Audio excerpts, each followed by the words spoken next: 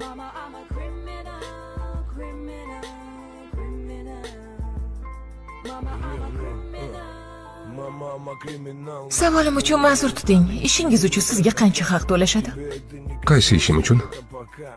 Ishdan bosh tortishingiz uchun $50,000 beraman. Ha, juda saxiysiz, ammo mer bilan shartnoma tuzganman. Bekor qiling.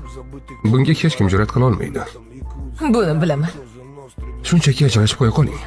Bu siz o'ylagan narsa emas, janob Tagert. Menga suratlar uchun to'lashadi, qanday o'ylashim uchun emas.